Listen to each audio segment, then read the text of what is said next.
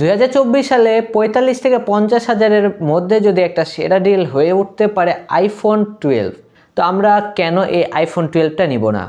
So আজকের এই ভিডিওতে আমি দেখাবো আমার হাতে যে আইফোন 12 ফোনটা আছে, এই ফোনটা 2024 সালে এসেও কতটুকু পারফর্ম করতে পারছে অ্যান্ড এটা নেওয়া আমাদের জন্য উচিত হবে কি হবে না, সেটা নিয়ে বিস্তারিত আজকের এই ভিডিওতে জানাবো। গত ভিডিওতে আইফোন 11 নিয়ে আমি অনেক কথা বলেছিলাম অ্যান্ড সেখানে আমি বলেছিলাম আইফোন 11টা না নিয়ে আইফোন 12-এর দিকে যাওয়াটাই আমাদের কাছে বুদ্ধিমানের কাজ হবে। সো এই জন্যই আমি আপনাদেরকে এই ভিডিওতে ডিটেলস তুলে ধরবো আইফোন 12 যেটা আছে সেটা আমাদের নেওয়াটা কতটুকু যুক্তিপূর্ণ। আর আমি কিছুক্ষণ ধরে এটা ইউজও করছি, অলরেডি আমি 1 থেকে 1.5 বছর পর্যন্ত আমি আইফোন 12টা ইউজ করেছি আর এটা ইউজার এক্সপিরিয়েন্সটা আমি আপনাদের সাথে শেয়ার করব।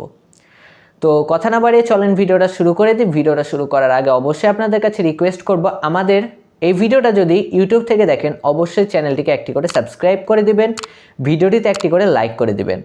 অ্যান্ড এই ভিডিওটা যদি আপনি ফেসবুক থেকে দেখেন তাহলে অবশ্যই ভিডিওটিতে একটি করে লাইক করে অবশ্যই আমাদের পেজটাকে ফলো করে দিবেন। কথা না বাড়িয়ে চলেন ভিডিওটা স্টার্ট করা যাক।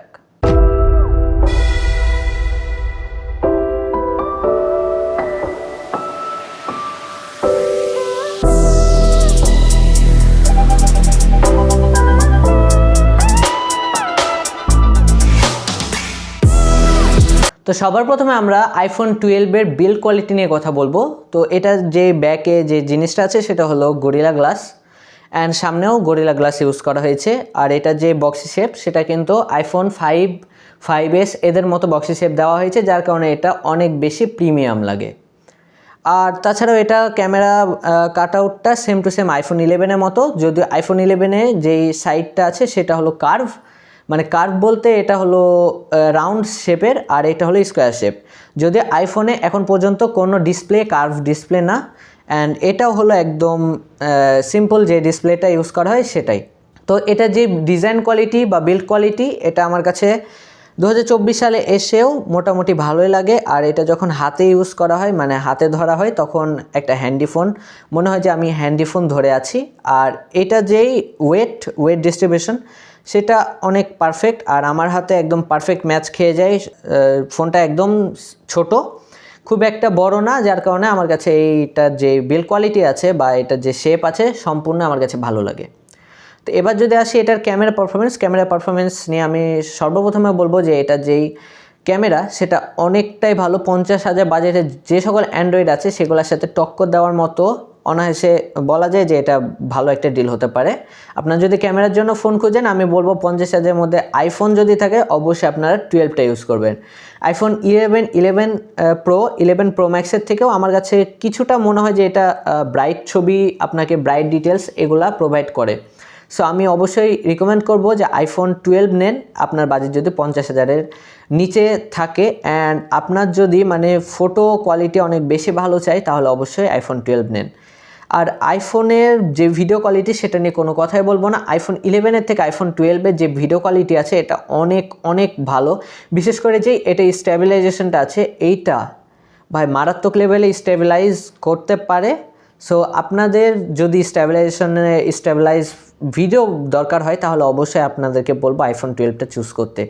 এইটার যেই ভিডিও কোয়ালিটি আছে সেটা আমাকে বারবারই মুগ্ধ করে, কারণ আমি 1 থেকে 1.5 বছর ধরে আইফোন 12 128GB সেম এই ইউনিটে ইউজ করেছি।